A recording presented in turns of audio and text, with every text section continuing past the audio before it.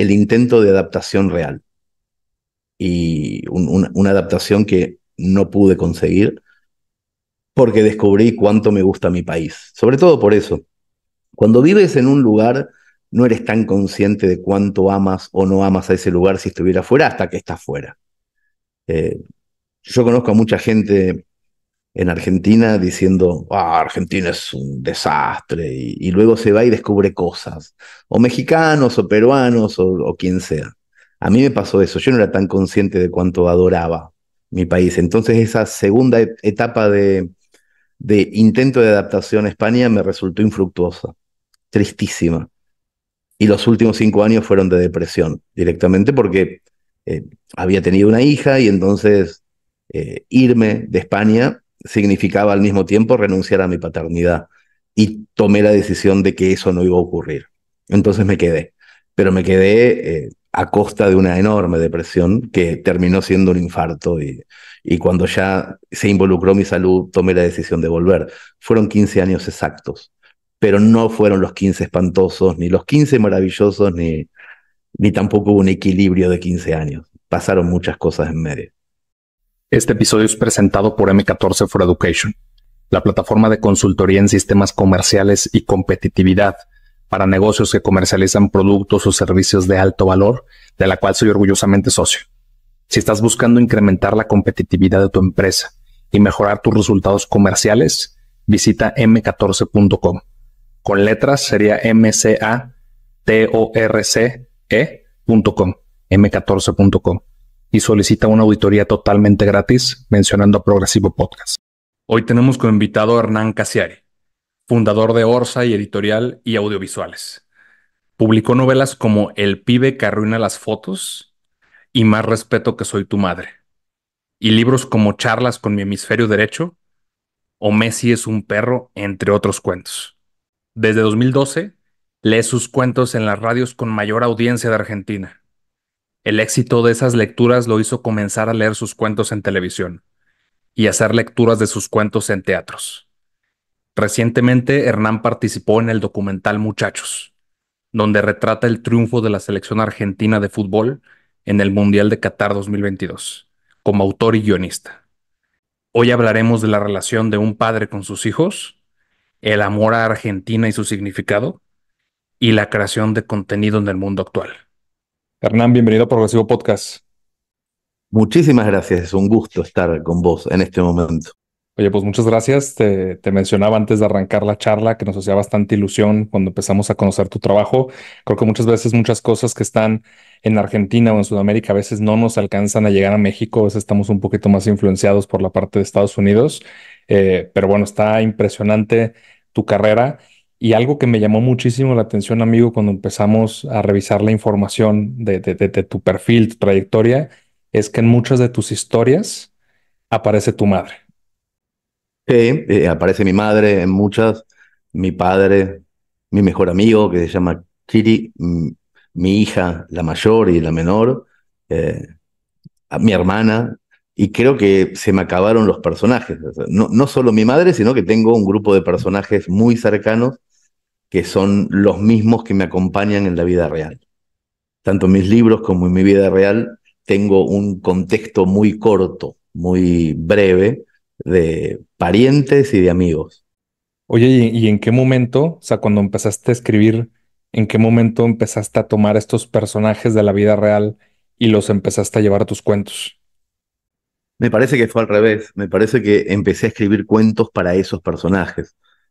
Me fui a vivir a España eh, casi sin querer, es decir, fui a recibir un premio literario en el año 2000 y me quedé a vivir, me enamoré de una catalana y me quedé a vivir en España.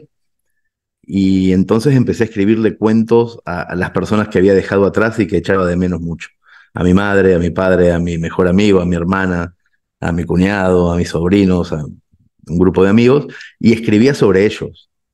Entonces no es que empecé a escribir cuentos utilizando a esos personajes, sino que empecé a escribirle a esos personajes y después se empezó a viralizar aquello que hacía, pero no tuvo como primera instancia el público, sino a los propios personajes.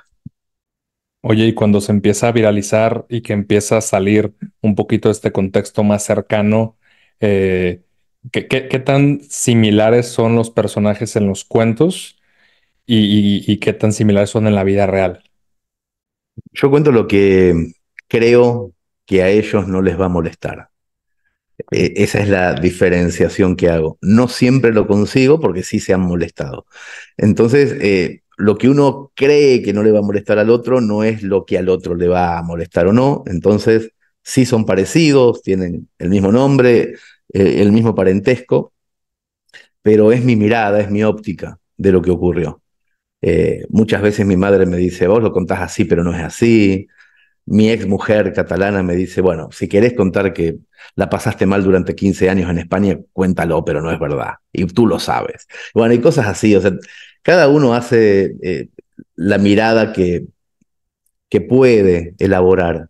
Cada cual intenta contarse a sí mismo la propia historia. No los escritores, todos lo hacemos. Todas las personas del mundo cuando nos vamos a dormir y repasamos el día, nos contamos la historia que podemos de ese día, no contamos la verdad. Nunca nadie se va a dormir diciendo, bueno, yo he sido bastante hijo de puta con mi hermano cuando le dije esto. No, como tenemos un cierto resentimiento por la discusión que hemos tenido al mediodía, nos vamos a dormir y un poco nos acariciamos y nos decimos, bueno, tú tienes razón, tú tienes razón. Y no siempre es verdad, pero necesitamos contarnos ese cuento a la noche porque es la forma de seguir vivos que tenemos también. Oye, y en estas ocasiones que se han molestado, y te platico porque yo lo he notado, yo en algunos momentos, en algunos podcasts, también donde yo he estado como invitado, pues ha habido momentos donde yo tengo que contar algo de mi niñez o de mi vida en algún punto en específico, si vienen a decirme, oye, ¿sabes qué? Pues a lo mejor exageraste un poquito o a lo mejor bla, bla, bla, ¿no? Hay una molestia, hay un reclamo. De tu lado, ¿qué momentos tú recuerdas donde te hayas hasta sacado de onda de lo que estaba pasando? Eh, Puedo contar un caso puntual. Uno de mis mejores amigos se casó con mi hermana hace muchísimos años, entonces pasó a ser, además de mi amigo, mi cuñado.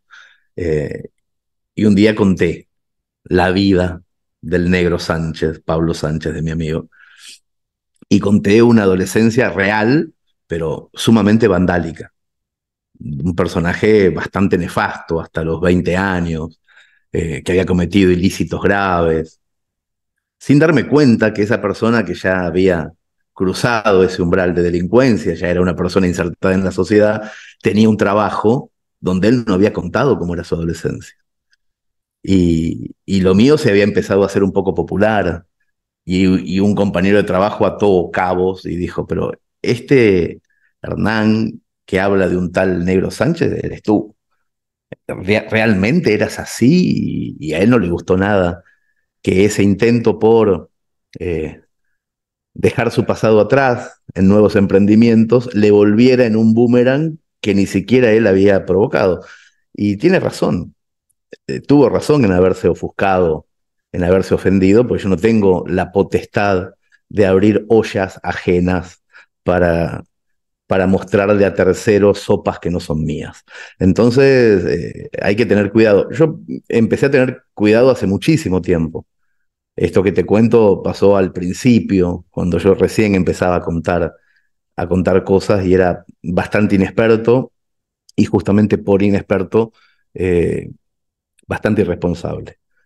Después empecé a darme cuenta de qué cosas se podían contar, cuáles no, interactuar con, con mi madre y con mis amigos, contarles a ellos antes de publicar, una serie de cosas que al principio por irresponsabilidad y por efusividad quizá no hacía y que ahora hago permanentemente. Y en algún momento, tú a través de las crónicas, de las historias, ¿les has dicho algo a tus familiares o a tus amigos que no les habías dicho, no les habías podido decir en persona? Mira, yo no sé lo que es la literatura para los demás, pero para mí es eh, atreverme a contar cosas que no puedo contar en mesa pequeña, a revelar vergüenzas y cobardías propias.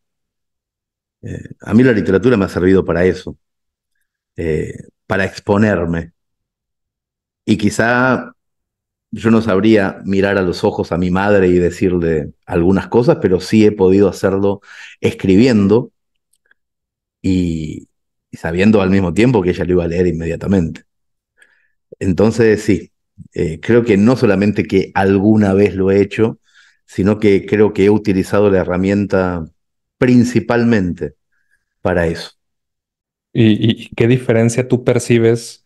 Porque no solo eres escritor, o sea, participas en teatro, participas en algunos programas, te has volvido una figura pública importantísima, eh, sobre todo obviamente en Argentina, Sudamérica, España, pero como medio de expresión, ¿qué se te facilita más? ¿La parte de escribir o hoy que expresas otras formas de comunicación? ¿Cuál es la que hoy consideras más oportuna desde ti para poder comunicar esto? Yo creo que he ido por etapas. Cuando escribía, nunca jamás hubiera imaginado que iba a interpretar esas historias arriba de un escenario o en la televisión, etcétera. Cuando escribía, no estaba esa segunda etapa abierta, ni siquiera como fantasía. Luego, en el año 2015, debí dejar de escribir, tuve que dejar de escribir por un problema de salud en el que ya no se me permitió fumar y encontré muy anodino la escritura sin tabaco y sin marihuana. Entonces dejé de escribir. En ese momento, la cabeza empezó a llevarme para otros lugares creativos, como por ejemplo interpretar aquello que ya había escrito. Entonces, nunca se dieron las dos cosas al mismo tiempo. Nunca escribí para interpretar y nunca interpreté algo escrito ese mismo día, digamos. Siempre interpreto cosas que ya he escrito y cuando las escribía no sabía que las iba a interpretar. Entonces, para mí ya no son dos oficios, sino que casi son dos vidas distintas. Una vida era de fumador, una vida nocturna en España, de pura escritura, y otra vida es esta que tengo en la Argentina, muy diurna, eh, sin tabaco y sin marihuana, con un orden muchísimo más acorde a mi personalidad. Y entonces sería imposible para mí decirte qué es mejor, porque las dos las disfruto mucho. Aquella la disfruté muchísimo y esta también. Pero si me dieran a elegir una sola, me parecería injusto. Me parecería injusto que tener que elegir una porque me gustan las dos. Escribir e interpretar. De hecho, ahora que mencionas esa etapa de alguna forma de bloqueo creativo, cuando quitas el tabaco, quitas la marihuana, ¿para ti qué tan difícil fue dejar Argentina? Pues recuerdo que leí que fuiste a París a recoger un premio, que ahí conoces a tu esposa de ese entonces, te mudas a Cataluña, a Barcelona. ¿Qué tan difícil fue para ti adaptarte a Barcelona? También considerando pues lo que mencionabas que a tu esposa de ese entonces pues, mencionaba que no era tan así, que no te gustaba vivir ahí. Vamos a hacerle un poco caso a mi ex esposa y no fueron 15 años espantosos como muchas veces me gusta decir. Yo creo que hubieron tres etapas grandes. Los primeros 5 años son de absoluta fascinación latinoamericana sobre Europa. Los primeros 5 años son, no quiero decir que maravillosos, pero sí están llenos de aventura. Todo es un descubrimiento eh, y está todo bastante bien. Los segundos fueron el intento de adaptación real y una adaptación que no pude conseguir porque descubrí cuánto me gusta mi país. Sobre todo por eso. Cuando vives en un lugar, no eres tan consciente de cuánto amas o no amas a ese lugar si estuviera fuera hasta que estás fuera. Eh, yo conozco a mucha gente en Argentina diciendo, Argentina es un desastre, y luego se va y descubre cosas, o mexicanos, o peruanos, o quien sea.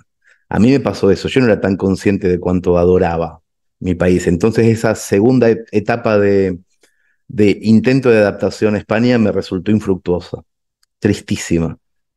Y los últimos 5 años fueron de depresión, directamente porque eh, había tenido una hija y entonces irme de España significaba al mismo tiempo renunciar a mi paternidad. Y tomé la decisión de que eso no iba a ocurrir. Entonces me quedé. Pero me quedé a costa de una enorme depresión que terminó siendo un infarto y cuando ya se involucró mi salud tomé la decisión de volver. Fueron 15 años exactos, pero no fueron los 15 espantosos, ni los 15 maravillosos, ni tampoco hubo un equilibrio de 15 años. Pasaron muchas cosas en medio. Fíjate, hay una métrica que utilizan para evaluar los momentos y te hablan que nosotros recordamos la historia regularmente por cómo empezó o por cómo terminó. Y todo ese Claro, tiempo y es nunca el medio. intermitente. Sí. Claro, exacto. Sí, sí, Entonces, sí. en que a lo mejor digas, oye, a lo mejor los del medio y los del inicio, pues eran 10 y a lo mejor eran 10 sumados más o menos buenos, pues a lo mejor si los 5 últimos no fueron tan buenos, a lo mejor ese fue el sabor que te quedaste de España. Sin duda, pero ahora que ya han pasado casi 10 años de que estoy en Argentina de vuelta, creo que lo puedo medir o que lo puedo contar con mayor efectividad, siendo un poco menos eh, malintencionado, quiero decir. España me sirvió para entender qué es Argentina. Me sirvió para eso, fue una gran herramienta para certificar que estoy en el mejor lugar que existe. Oye, y en esta etapa de frustración por la adaptación a un nuevo lugar, después de que pasa esta etapa de descubrimiento, ¿qué tanto afecta una frustración personal o profesional? ¿Qué tanto afectó tu matrimonio? A mí me da la impresión de que me guarecí en triunfos profesionales para no darme cuenta de que no le estaba pasando bien en lo personal. A mí no me fue nunca mal en España a nivel laboral. Llegué sin papeles, inmediatamente me inserté en cuestiones laborales y creo que al tercer año, ya muy, muy rápidamente, ya había hecho un blog, había ganado premios, me llamaban de editoriales, fue todo muy rápido, fue todo muy rápido. Y todo muy, con mucha evolución laboral. Y entonces yo estaba, creo que miraba 100% del tiempo eso para no ver lo escuálida que era mi vida personal, lo espantosa que era. Al principio te sirve ese techito. Está lloviendo muy feo en tu vida personal y te guareces debajo del techo de lo profesional y si te va bien y ganas dinero, es como que no existe lo otro. Yo no sé qué hubiera pasado, bueno, en realidad sí sé, si no me hubiera ido bien profesionalmente, me hubiera vuelto a casa a los 20 minutos. Pero ese inicio de vida laboral intensa, en ese momento yo no sabía si era por mí o porque estaba en un país que pagaba a tiempo, un país serio de Europa. Entonces, como yo no sabía si era por mí o por lo otro, me quedé. No sea cosa que sea por eso, ¿entiendes? Eh, pero la vida personal sí fue espantosa desde el principio. Pasa que no, yo no miraba para ese lado. No miraba para ese lado. Y en este tiempo que estabas, que mencionas, oye, pues me quedo por mi hija, cuando tú tomas la decisión de regresar a Argentina, ¿qué sientes a nivel emocional que dejas atrás en España?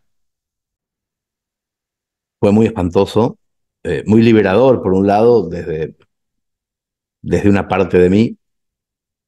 Eh, tuve un infarto en Montevideo y tomé la decisión de quedarme. El terror mío era perder la relación cotidiana con mi hija. Mi hija en ese momento tenía 12 años.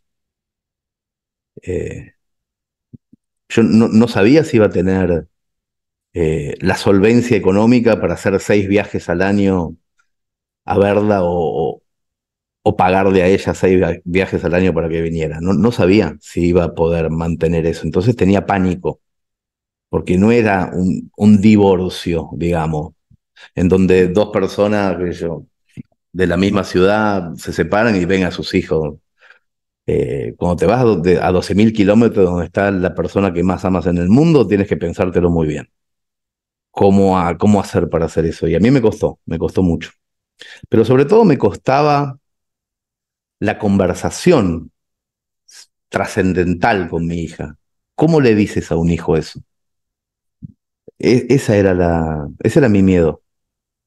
Y entonces después del infarto, que fue en diciembre del año 2015, yo iba a pasar Navidad y Año Nuevo en España y no lo hice, me quedé en Buenos Aires y le mandé un pasaje a mi hija y a mi exmujer para que vinieran a pasar el Año Nuevo en Buenos Aires, porque yo no podía viajar realmente, no podía subirme a un avión en mi estado de salud, y entonces vinieron, con mi mujer ya estábamos separados, pero no le habíamos dicho nada a mi hija, y mucho menos de que tenía la intención de vivir en Buenos Aires, y se lo tuve que decir en ese fin de año. Y el espanto es que tú le dices a tu hija, no puedo vivir más en España porque necesito vivir en Argentina, pero un chico de 12 años no escucha eso. Escucha, no me quieres, me abandonas. Posiblemente eso haya sido lo más difícil que hice en mi vida, esa conversación. Por suerte, la solvencia económica existió y todos los miedos que yo tenía de perder la cotidianidad no ocurrieron, o por lo menos no ocurrieron del modo espantoso que yo vaticinaba y del cual tenía miedo, pero mi relación con mi hija, que ahora tiene 20, es increíble, es fantástica. Sin embargo, de los 12 en adelante, no la arropé por las noches. Y eso sigue siendo espantoso, en mi cabeza, en la de ella. Eh, es muy difícil cuando un lugar en el mundo te tira mucho y en ese lugar no está la persona que más quieres. Es muy difícil, es como esa fábula del pájaro y el pez que se enamoran y un día se preguntan, ¿y a dónde vamos a vivir? En la rama de un árbol se muere el pez y bajo el agua se muere el pájaro. ¿A dónde vamos a vivir? Esa es la sensación más espantosa. Mi infarto fue casi literalmente, se me partió el corazón. Había una parte del corazón que estaba en un lugar y yo no podía vivir en ese lugar, y donde yo sí quería vivir no estaba la otra parte más importante. Fue un momento bisagra muy fuerte, muy fuerte. Creo que también fue un momento donde dejé de ser un escritor y empecé a interpretar. Todo ocurrió en el mismo, el mismo día. Y todo, Todo todo ocurrió en el mismo. coaccionado. Sí. Sí. Esto que mencionas de la solvencia económica, ¿qué tanto crees que te inspiró el decir, oye, yo tengo que salir adelante, que no fue un tema del lugar, de estar en España, sino fue por mí? ¿Qué tanto te inspiró salir adelante ya estando en Argentina, el hecho de poder ver a tu hija con la temporalidad que querías? Fue muy rápido descubrir que ahí no había un problema. Fue bastante veloz. Tuve un pánico inicial de decir, bueno, ¿cómo funcionarán las cosas en Argentina? Yo no había armado mi editorial en la Argentina, sino en España. Todo lo que venía haciendo lo venía haciendo en España. Descubrí muy rápido que en Argentina es más fácil. Muy rápido. O sea, no hubo más que 12 minutos de pánico, hasta miré a los costados y dije, ah, no, es fantástico. Es mucho mejor. Es más natural. Me resultó muy natural encajar en el lugar del que no debía haber salido nunca. O sea, me parece, eso es lo que descubro ahora con el tiempo y mirando todo. No había por qué irse. Fue un error. Yo creo que comparto esto que mencionas, que muchas veces como latinoamericanos vemos donde vivimos y lo comparamos, ¿no? En nuestros viajes de un mes a Europa, a Canadá, bla, bla, bla. Y dices, oye, es que allá tienen esto y aquí no tenemos esto. Y comparas distintas cosas y factores. Tú en este comparativo, y hablando hasta de las cosas más cotidianas que no se pueden encontrar tan fácilmente como el dulce de leche, que a mí también me encanta. No he tenido la fortuna de probar o de ir a Argentina, pero el mínimo, el que está en México, es espectacular y no existe en Europa. Eh, ¿Tú qué era lo que más extrañabas estando en España? Es bastante complicado de explicarlo, pero Sí, se empieza por lo básico. Lo básico es lo que inicialmente los aromas, los sabores gastronómicos, se empieza por ahí, se empieza por ahí. Pero eso no es más que costumbre, ¿eh? Esa parte no es más que costumbre. Te vas adaptando y vas descubriendo que todas las gastronomías son buenas y que esto no está, pero ahí esto otro. Por ahí no es, por ahí parece que es. Después viene la cuestión, más adelante viene. Tiene que ver, a ver si lo puedo explicar. Una de mis herramientas es el humor. Una de las cosas que hago cuando escribo es tratar de divertir al otro. El humor tiene un anclaje en algo común, en algo que tú ya sabes. No te reirías con Seinfeld si no tuvieras ninguna referencia sobre Nueva York, por ejemplo. Y para hacer humor es preferible siempre que haya grupos parecidos a los que fuiste, que hayan tenido tu infancia, tu adolescencia. Es más fácil, es más sencillo, es mucho más divertido. Sentarse en una mesa con 7 extranjeros hace que tengas que pensar mucho el humor. Mucho lo tienes que pensar. Uy, hay que encontrar algo que ellos puedan comprender para hacer esta referencia.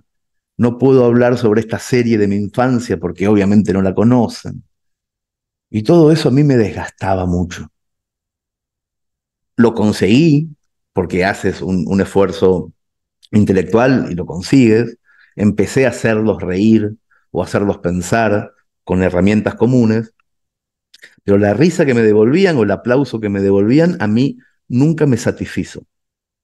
Nunca me pareció verdadero. Cada vez que alguien me aplaudía por algo que yo decía, yo pensaba, ay, si supieran que estoy dando el 20% nada más.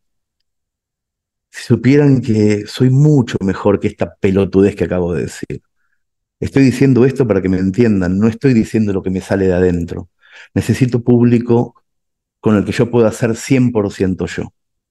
Necesito lectores o oyentes o espectadores o novias o amigos con los que yo pueda ser el 100% yo. Eso es lo que nunca puede ser en el extranjero. Tú al 100%. Tú te metes en tu barrio y va a pasar algo que no va a pasar en ninguna otra parte. Vas a hacer un guiño, un pequeño silbido y ya vas a saber de qué te están hablando, qué te quieren decir. Incluso si te roban, te van a estar robando tus hermanos, que es quienes te tienen que robar.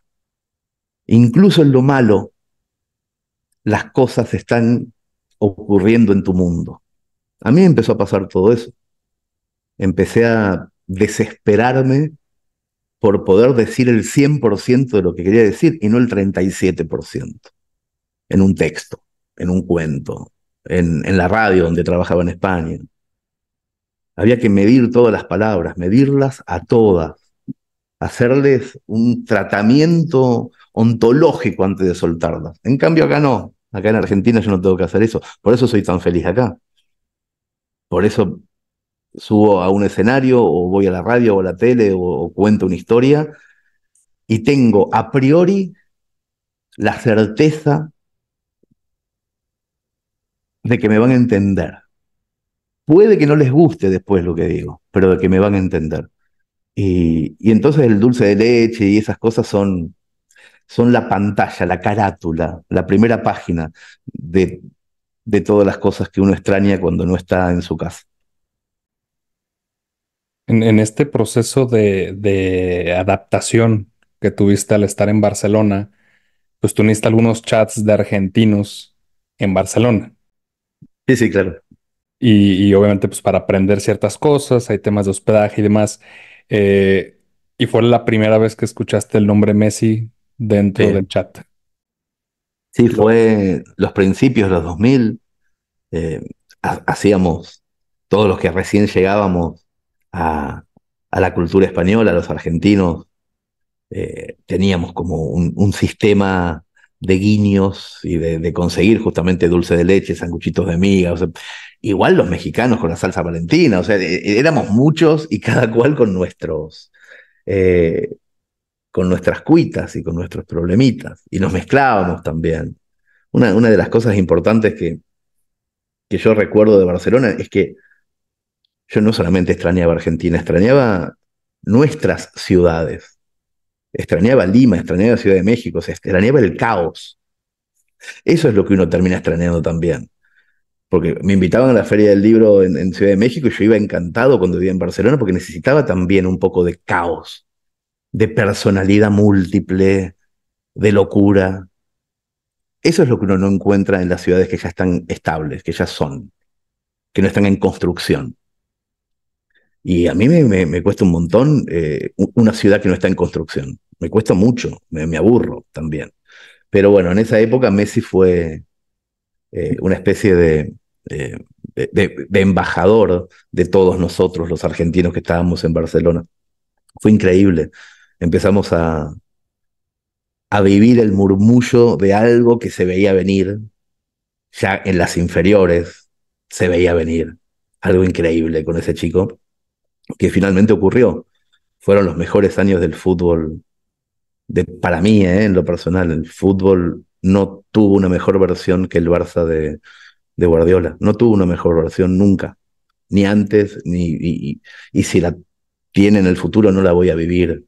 Falta mucho tiempo para que se junte gente como Messi, Xavi, Iniesta en un mismo mediocampo. Falta muchísimo tiempo para que pase eso y haberlo vivido en directo, en la cancha, fue posiblemente uno de los grandes premios del costo de vivir en España. ¿Y qué significó para ti? Y ahora hablamos de las colaboraciones y de las cosas que resultaron del triunfo de Argentina en el Mundial. Pero ¿qué resultó después de pues, un poco más de un año de la victoria?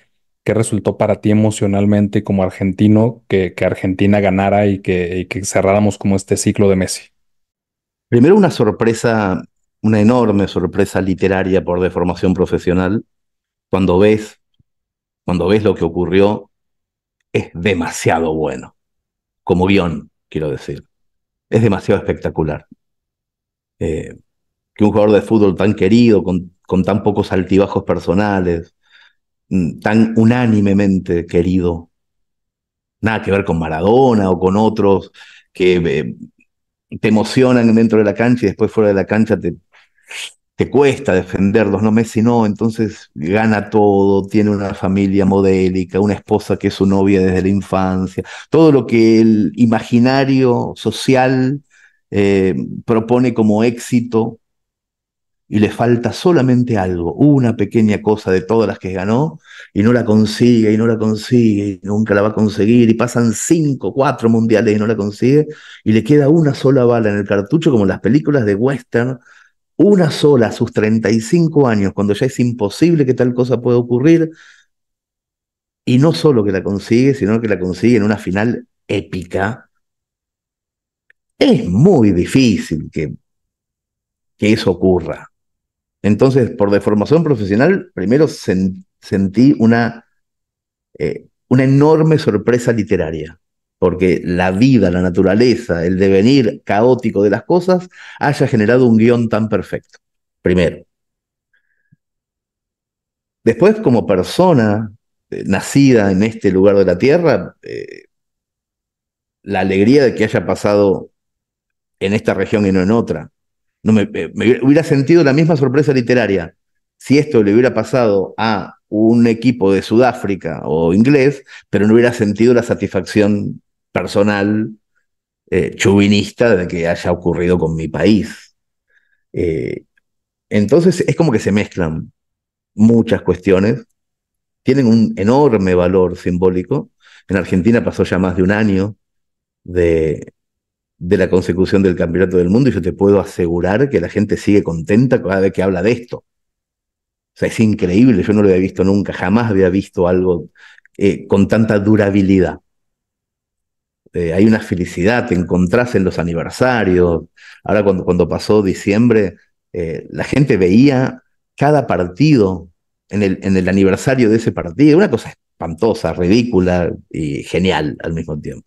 Entonces hay algo increíble en lo deportivo, en lo social, y todo eso está, creo yo, eh, enclavado en la figura de Lionel Messi. Nada hubiera sido ese campeonato no hubiera sido el mismo sin él, aunque lo hubiéramos ganado. No hubiera salido tanta gente a la calle a festejar. No estaríamos hoy hablando de eso. Entonces hay algo en ese muchacho, hay algo muy especial, muy, muy especial, que además de todo consiguió aquello que quería. Entonces es como un cuento de hadas también. Hay algo muy épico en ese pequeño cuento de hadas y nosotros somos muy afectos a esa clase de emoción, los argentinos quiero decir, y entonces, claro, estamos como muy emocionados, muy, muy emocionados con el tema. Sí, de hecho era algo que nosotros lo veíamos desde las redes sociales, o sea, el impacto que tenía en Argentina, hacían ciertas preguntas también en televisoras mexicanas a los argentinos, preguntaban, oye, ¿tú prefieres que pasara esto a nivel político o que pasara esto con la Copa del Mundo? Y la gente volcada, ¿no? Pues oye, que Messi gane la Copa del Mundo y dejaban al lado la parte política, se siente un nivel de fanatismo más allá del fútbol, o por lo menos de lo que yo percibo en México probablemente.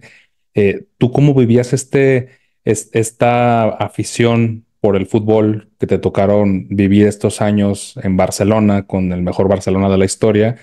Y después regresas a Argentina. ¿Cómo ves que se vive y estos contrastes de cómo se vive el fútbol? Yo debo confesar que no soy muy futbolero en el sentido argentino de la palabra, soy bastante más europeo, siempre, siempre he sido bastante más europeo. Eh, Sin embargo, eh, yo creo que es un tema de personalidad. A mí me pasa cuando voy a Ciudad de México, por ejemplo, o cuando voy a Medellín, entiendo perfectamente una ciudad con personalidad. O entiendo, por decirlo más claro, entiendo que Colombia tiene personalidad y que México tiene personalidad. Personalidad significa no se parece a ningún lugar del mundo. Cuando estás en ese lugar, sabes que estás en ese lugar. Luego hay otros muchos lugares que cuando estás ahí, puedes estar en este, en aquel, en este otro, cuatro o cinco. Y la pegas, en alguna aciertas. Yo creo que Argentina, Colombia y México, dentro de nuestra región, por supuesto que Brasil, tienen personalidad. Sabes que estás ahí. Bueno, esto es un prólogo para decir, a mí me encanta la personalidad que tiene Argentina. Me encanta. Me fascina. Estoy enamorado de la personalidad. Yo no soy muy así en el fútbol, por ejemplo. No soy un desesperado que grita y sale y festeja en las calles. No hago eso. Pero amo que este país sea así. Me parece increíble. Entonces, a mí me sorprendía mucho, yo creo que en el Mundial 2010, cuando gana España, la final a Holanda en Sudáfrica, yo estaba viviendo en España, y media España festejaba y media España no. Media España en el País Vasco o en Cataluña no se festeja cuando gana España. A mí me parece espantoso eso. También forma parte de una personalidad, pero me parece una personalidad espantosa. Entonces yo miraba todo eso, esa falta de pasión, porque le interesaba más lo político y lo ideológico. Una persona del País Vasco que no grita un gol de España, más que de fútbol está hablando de geopolítica. No está hablando de fútbol. En Argentina, cuando juega Argentina, todos los problemas que existen desaparecen. Desaparecen. Vos podías haber estado enojadísimo con tu vecino hasta un rato antes del partido y después del gol de Di María, lo abrazas, lo besas, se olvida todo. Bueno, a mí me gusta más esa personalidad que la otra personalidad. Entonces, eh, siempre me llamó mucho la atención el pintoresquismo, lo pintoresco que resulta nuestra forma de ver el fútbol o ciertas cuestiones de la cultura también, la música. Y me gusta, no sé, sé que no es lo mejor, lo comprendo, pero posiblemente si a mí me hicieran esa misma encuesta, ¿qué prefieres? ¿Que Argentina salga campeón en 2022 o que se solucionen todos los problemas económicos de la Argentina? Y yo también caía en esa ridiculez de querer que Argentina salga campeón. Sí, porque hablabas de una gran narrativa, una gran historia, una historia perfecta alrededor de la Copa del Mundo. ¿Cómo fue tu participación pues, en el documental Muchachos? Y qué tanto de esta historia se pudo trasladar o cómo fue el proceso para que llegara primero, pues que llegó relativamente rápido y qué impacto tuvo de manera local en Argentina. No, fue tremendo. Sigue siendo tremendo porque se estrenó en plataformas antes de ayer, pero antes pasó por el cine y tuvo más de 1 millón de espectadores en cine, que en Argentina es absolutamente inédito, más post pandemia, todavía más post pandemia, pero además se consagró como la película documental más taquillera de la historia del cine argentino. Es increíble lo que pasó, pero más que eso pasó que la gente iba con banderas y vestido como quien va al estadio. Y ha pasado en la ciudad de Buenos Aires, sobre todo, que tuvieron que eliminar de los cines los matafuegos, porque la gente los encendía en la mitad de la película a los matafuegos para festejar goles que estaban en la pantalla. O sea, la gente enloqueció con esa película, una película que hicimos en 4 meses, con un enorme trabajo de búsqueda de reacciones de los propios hinchas en sus casas en todos los partidos, junto con imágenes inéditas de FIFA. Una película que no tiene ningún testimonio de ningún jugador, es una película en donde se muestran los goles y las reacciones de la gente. Nada más que eso, con un texto mío narrado por el que posiblemente sea el mejor actor argentino de esta época para nosotros, que es Guillermo Francella. O sea, una película que iba a tener, sin duda, sabíamos que iba a tener una respuesta en taquilla muy fuerte y que iba a ser exitosa, no sabíamos que tan exitosa. Y fue realmente un descontrol. Se estrenó justo en el aniversario de la Copa del Mundo y fue increíble. Sigue siéndolo porque ahora la está viendo toda la gente que no la pudo ver en el cine, la está viendo en la plataforma de Disney, de Star Plus, y volvió a resurgir la viralización de escenas y todo. Es muy alucinante, muy alucinante. Oye, quisiera Hernán irme un poquito para atrás en el tiempo y visualizar tu etapa como emprendedor cuando te asocias pues con un gran amigo de la infancia, con Cristian, y pues fundas obviamente en España, Orsay. ¿Cómo son los primeros días de un emprendedor en una industria que yo también como emprendedor y empresario ya en este momento, siempre he visualizado que las obras o los proyectos relacionados con el arte y con la cultura, pues muy difícilmente muchas veces pasan de ser proyectos y pasan de ser hobbies y poder hacerlos rentables, considero que es algo dificilísimo y más pues con la cultura que tenemos en Latinoamérica de que eso no da para comer, pero tú lo lograste. ¿Cómo lo hiciste y cómo fueron los primeros días de Orsay? Bueno, fue inicialmente casual, como casi todas las cosas, con muy poca estrategia. Em, yo no soy un emprendedor en el sentido tradicional de la palabra, es decir, no fui a la universidad en donde aprendí tales cosas. Yo no terminé la escuela secundaria, entonces todo en mí siempre fue muy autodidacta. Lo único que creo que entendí de inicio, al principio, cuando empecé a escribir cuentos en internet, creo que la única cosa inteligente que hice fue darme cuenta muy rápido de la importancia de generar comunidad. Creo que no se hablaba del tema todavía, un tema que hoy es capital, importantísimo. Eh, Al principio de los 2000 no estaba tan claro y yo lo tuve claro. Y me parece que ese fue el ingrediente natural para que todo ocurriera de forma más fácil. Orsay es, antes que una revista y antes que una editorial y antes que una productora audiovisual como es hoy, es un blog que yo empecé a escribir en 2003. Eso es Orsay, es un blog que se fue convirtiendo de a poquito en otras cosas porque yo le fui preguntando a la gente que leía ese blog, ¿les gustaría que pasara esto? O sea, fue un anfitrión preguntándole a sus lectores cosas, y esas cosas empezaban a ocurrir. Cuando me di cuenta de que me decían que sí a todo, dije, ah, bueno, acá hay algo bueno. Mientras yo no me equivoque en lo que propongo, esto va a estar bien. Y me parece que la segunda cosa que hice bien es no cagar nunca a toda esa gente, no defraudarla. Entonces, hice dos cosas bien. Primero, detectar que una comunidad de personas fervorosas iba a ser algo importante en el futuro. Y segundo, no defraudarlas. Lo del medio es jugar. Jugar a hacer una revista primero, unos libros después, una serie de televisión, una película. Ahora estamos haciendo eso, películas. Vamos a empezar este año, en 2024, a hacer obras de teatro comerciales en Argentina, también con inversión de la comunidad. Eh, y vamos a terminar siendo una universidad de narrativa en 2025. Y esa va a ser la última cosa que se llame Orsay, la universidad.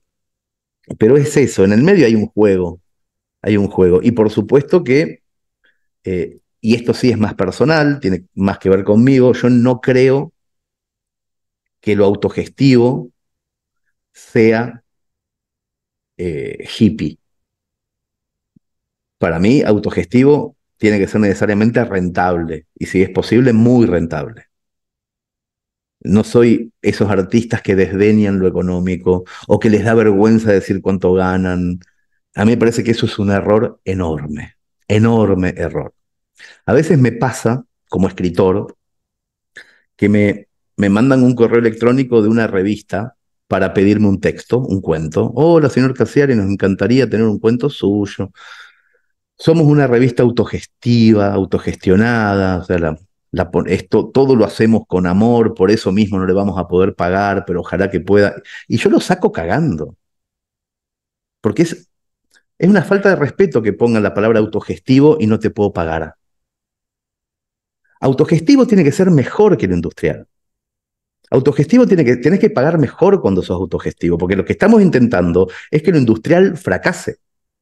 Lo que estamos intentando es decirle a todo el mundo que somos mejores, no que somos hippies. Entonces, Orsay paga mejor que cualquier medio de la Argentina, pero es autogestivo.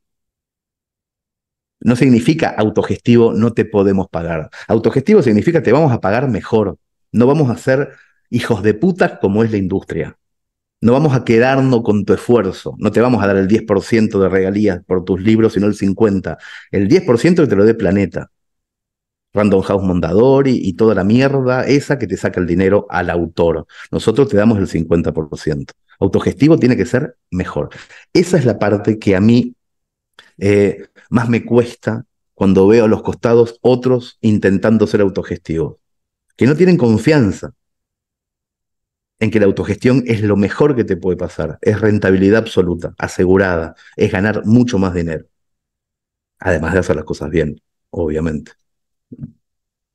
¿Tú crees que se deba a un tema de confianza en lo que están haciendo, que sientan que no pueden cobrar, o a un tema ya sea cultural o de educación, de que ellos piensen, y yo lo vivo, o sea, por ejemplo, Ciudad de México, pues es una de las ciudades, o sea, que tiene un nivel de cultura Tremendo, altísimo, claro, claro. pero pues tiene un problema, que desde que te están inculcando la parte cultural, aparentemente la parte empresarial está peleada con la cultural. Entonces, como tú no tienes que saber ser empresario, tú tienes que saber de cultura y tú tienes que pelearte, ¿no? En estos bandos que hoy en Ciudad de México o en México en general están muy marcados estos bandos, donde oye, eres cultural y estás en pro de educación y en pro de arte, pero eres pobre y eres empresario y eres rico. Entonces, enfrentas a estos dos bandos aparentemente. ¿Tú qué piensas de eso? Te decía que me parece que las generaciones sub-25 ya no piensan esto. Me parece que tenemos una nueva generación que no tiene tantos pruritos con lo económico y lo conceptual. Tengo esa sensación, ¿eh? Y me parece que antes de eso, las generaciones anteriores han estado muy, muy ideologizadas. Y me parece que esa ideología eh, era tan básica como las izquierdas y las derechas, esa cosa tan vieja y tan espantosa que hizo que nuestros padres y nuestros abuelos se pelearan por cosas que no eran las que había que pelear, pero se pelearon por esas cosas y que quedó la cultura medio corrida hacia la izquierda, y la izquierda solía pensar que si tenías dinero eras un cagador, cagaba gente. Y bueno, y todo eso quedó medio en una especie de entredicho, y generalmente el artista con mucho dinero se vende a algo, está incapacitado de ser genuino. Y la verdad es que no tiene por qué ser así. A mí me parece que desde la irrupción de Internet, la cantidad de nichos posibles hace que un chico que empieza eh, en su habitación con un canal de YouTube pueda ser 5 años después multimillonario. Es fantástico eso, es fantástico. A mí me parece que se está desgastando un poquito esa sensación tan rara de que no podés al mismo tiempo ser talentoso y tener dinero. Me parece que de a poquito se va desinstalando esa percepción. Vi que en tu sitio web, conectándolo un poquito con esta idea de las generaciones, que existen contenidos pues, que están en pro de fomentar el arte, la cultura, el teatro. Eh, ¿Tú qué consejo le darías a las personas que están buscando hacer un negocio y realmente vivir de su arte y hacer estas ideas pues, que son ideas contrarias, que son más políticas, más que sociales, y que estén buscando hacer realmente una carrera en la escritura, como tú arrancaste y pues, te convertiste en un ícono bastante importante en la cultura en habla hispana, eh, para poder realmente vivir de esto? Primero que se saquen de la cabeza la palabra escritura. O sea, que lo que vamos a hacer en el futuro no se va a llamar escribir, el oficio no se va a llamar ser escritor, ni la cosa se va a llamar escritura. Me parece que empezar por ahí ya sería un error enorme. Eh, Creadores de contenido, prefiero 1000 veces, porque de esa manera vamos a poder esquivar las modas y seguir por delante de los formatos. O sea, el formato es un obstáculo hoy. ¿Por qué es un obstáculo? Pues si te quedas investigando el formato, cuando terminas de investigarlo y miras para arriba, ese formato ya no está más en la carretera. Entonces, para empezar, hay que desinstalar la idea de los formatos, o sea, no ser escritor. ¿Por qué vas a ser escritor? Si hoy eso no es más que un formato. O sea, comunicar ideas, comunicar historias, es una buena forma de decirlo. ¿Sí? Ahora, escribir podrá durar 12 minutos más hasta que esté absolutamente desarrollado el que puedas dictar. Cuando puedas dictar rápidamente, ¿por qué vas a escribir? Primero, primera cosa. Y luego, eh, desinstalar la idea de singularidad, que estaba muy instalada desde el siglo XVII, XVIII, XIX y XX. Una persona en su habitación con un mundo de ideas, bajándola a un papel. Una persona. Bueno, lo que se viene es formar equipo. Primero, antes de empezar, formar equipo. Saber con quién vas a trabajar, porque no se trabaja solo en el siglo XXI. Es imposible, se trabajaba solo antes porque no había redes horizontales para conseguir equipo. Por eso venía una editorial ya armada y te decía, eres un escritor, te voy a sacar todo el talento, el dinero y te voy a dar el 10% nada más.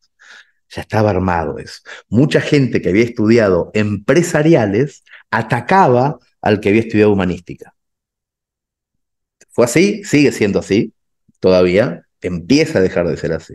Entonces, ¿qué hay que enseñar o qué hay que aconsejar en este caso? Bueno, la Universidad Orsay, cuando la hagamos, ¿qué es la Universidad Orsay? ¿Una universidad para enseñar a escribir? No, en absoluto. Lo menos que vamos a enseñar a escribir, vamos a tratar de hacer que los alumnos sepan primero quiénes son dentro de un equipo. Es el que da el pie al chiste, es el que resuelve el chiste, es el que produce a los dos que hacen el chiste.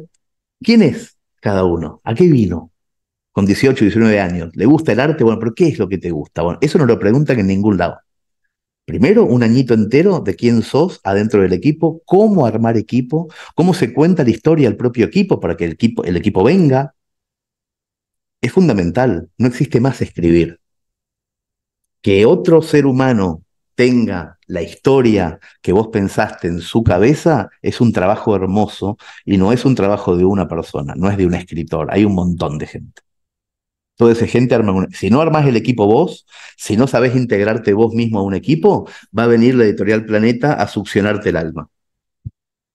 Entonces, ¿qué es el consejo? Que no se piense en la cultura como una cosa volátil, hippie, donde no importa el dinero, donde vas a ir a contar tus poesías. No, no, eso no. Te va a cagar, alguien te va a cagar. Entonces, consejo, armemos equipo. El equipo tiene que tener, depende de cuál sea el proyecto, un diseñador, un vendedor, community manager, el del copy, no sé, no sé cuál es el proyecto. Pensemos en el proyecto, después armemos el equipo, después digamos qué vamos a hacer y cómo. Y cómo hacemos para seguir siendo felices un año entero con eso, que es ganar dinero, se llama. Porque si no, no funciona. Bueno, todo eso es el nuevo modelo de la gestión cultural. No se puede hablar más de escritores. Eso es lo que, ese sería el consejo.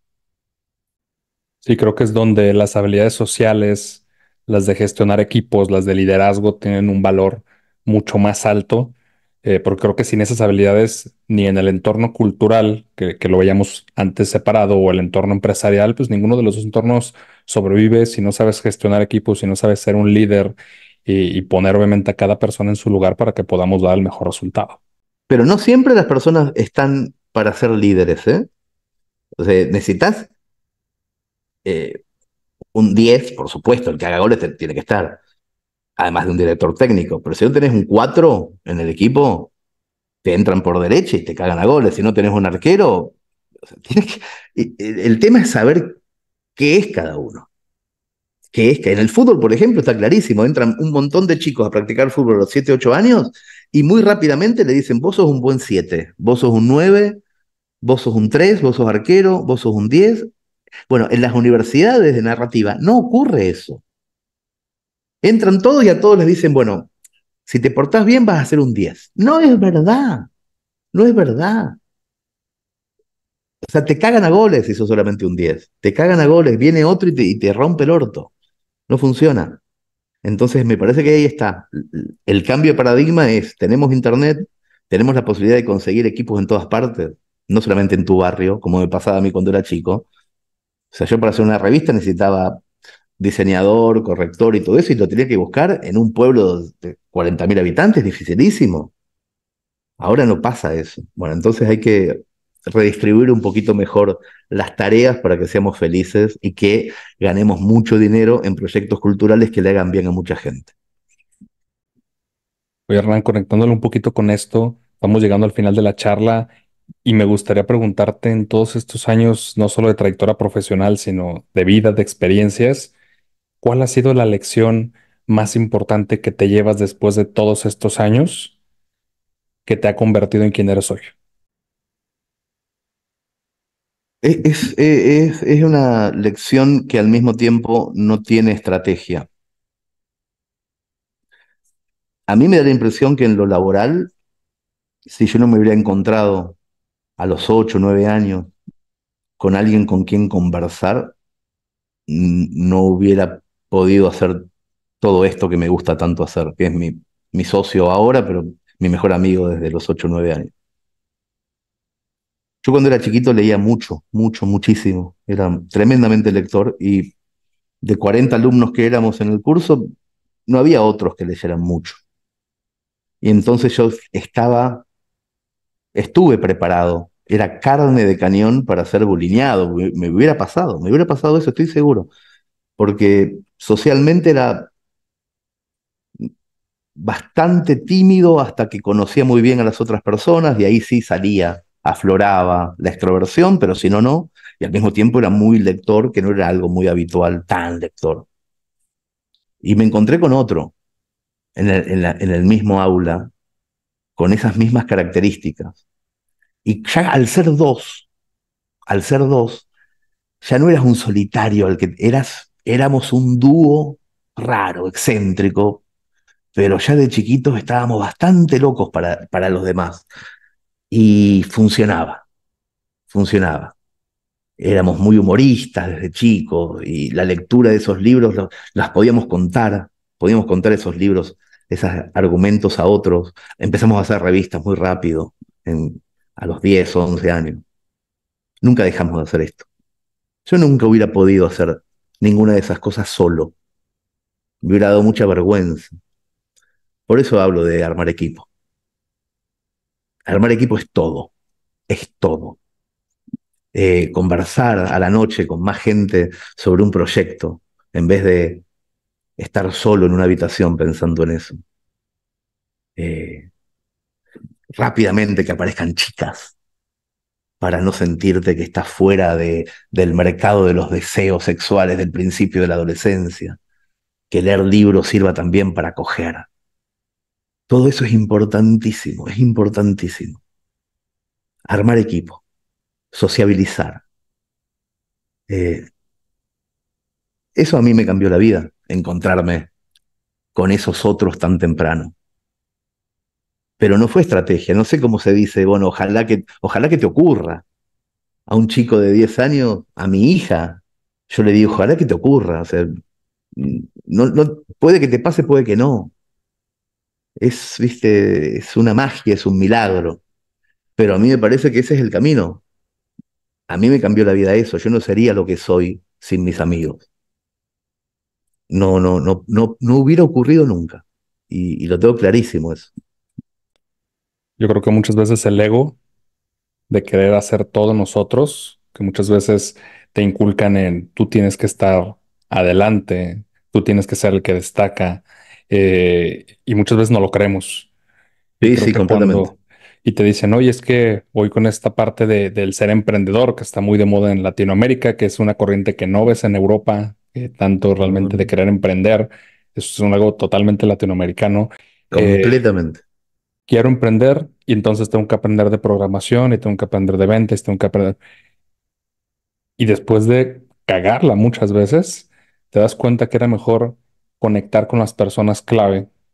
Claro. Probablemente no le puedes pagar en su momento y tienes que llegar a algún tipo de acuerdo, ceder algo de una compañía que no existe, pero es una forma de hacer equipo porque juntos van a llegar más lejos y creo que es lo Pero que la está gente no lo clarísimo. ve. Y además, me parece que nosotros como latinoamericanos, si comprendiéramos que es menos individualista la salida y más colaborativa, tenemos mejores herramientas que en Europa de conexión, porque somos muchísimo más sociables.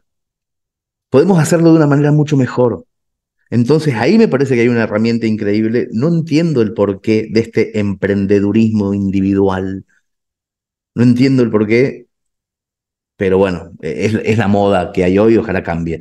Pero nosotros estamos preparando una universidad de narrativa que tiene que ver con eso puntualmente. O sea, todo el primer año es quién sos en el equipo, cuál es el equipo, cuál es el objetivo y a dónde está el alcance. Después ya empieza la tecnicatura y empezamos a hablar puntualmente de negocios, historias, cosas. Pero el primer año es, los chicos que tienen 18, 19 necesitan hoy un cierto orden inicial a futuro. Y no tienen que ser estas cosas tan frívolas de TikTok,